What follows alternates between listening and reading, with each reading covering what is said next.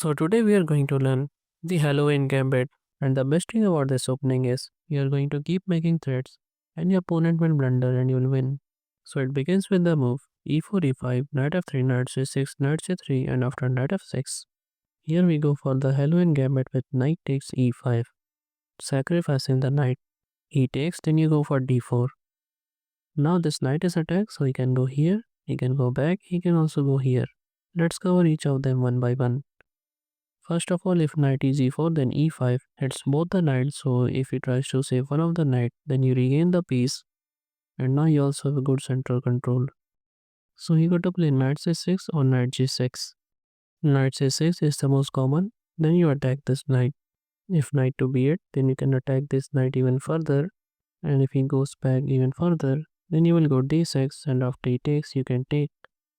And now black is cramped up, and you can give this check, and then take your piece back. So you might try queen f6. Now don't give this check, otherwise I will block like this. We will go for the main idea, knight to b5, threatening a fork on c7. So if knight to a6, then you can just move your bishop. He goes here, then you can castle and give this check, and now he is losing. And if he tries to play anything like knight c6, then you give this check and pick up the rook. But can't he just play queen e7 here? Then you have queen e2, and now he got to move the knight back. And again, you can just play knight b5. Let's say he tries d6.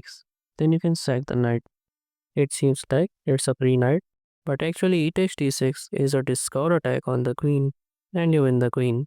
Now what if here after d5 attacking the knight, he doesn't go back, but he comes back knight to e5. Then you attack it even further, knight j6, then e5 hits this knight, knight g8, then you play d6, and after he takes, you take. Now you have cramped up his position, queen b6 or queen f6. These two are the only responses. If queen b6, then knight to b5, threatening a fork on c7, king d8, only way to defend, then f5 attacks the knight, knight e5. Well, then you can attack this knight even further. He goes here, then you play queen to d2, and after e6, hitting this knight. We are going to play bishop e3, attacking the queen, queen c6. Then you give this check with the queen, and after b6, he will take, and after he takes, you take, he goes here, then you check him, then you pick up the rook, and you will be able to save the knight, and you are winning. Now instead of queen b6, he can also play queen f6. Queen f6 is quite better, because he is putting more pressure. And then knight to b5, threatening a fork on c7, your main idea, king d8, then bishop e3, and after a6 attacking the knight. Here, you are going to play bishop b6 check, king e8, then you check, he goes here, then you pick up the rook, and then you come back, knight c7 check, king goes here, then knight to d5. Again a discovered check and also discovered attack, then you pick up the queen and you're winning. Now what if here he goes for knight j6, then e5, attacks the knight, knight g8, then bishop c4. He can go for d6 or even bishop b4. These two are played quite often. If d6, then queen f3, threatening mate in 1. He can go for queen e7, but then you can castle, and if he takes, you just bring in the knight, and you're quite active here. You can bring the rook and target the center. Therefore, bishop e6, just simply trying to trade the bishops. Well, then you can just take this pawn attacking the rook. So he tries to take your bishop, but then you play queen to c6 check, forking the king and the bishop. Then after he goes here, you can take, and you can just castle here, and now he cannot castle. And this is going to be a good game for you.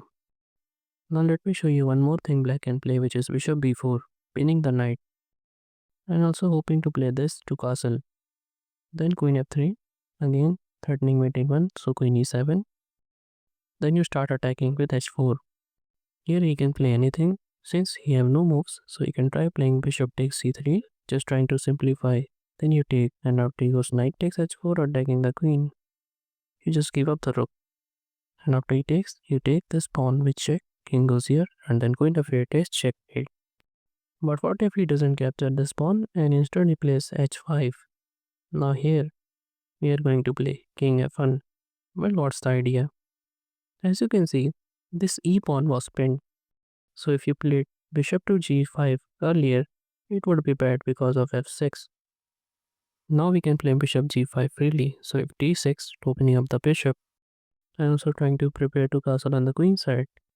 Then you play bishop g5. And now there are so many threats. Let's see, moves his queen here. Then you bring in the rook. And this is quite bad for black here. Well, this is not the end. Here are some more amazing chess openings like these. And if you want to learn some chess traps, then you can check out this right playlist. And if you don't want to miss the upcoming videos, and don't forget to subscribe.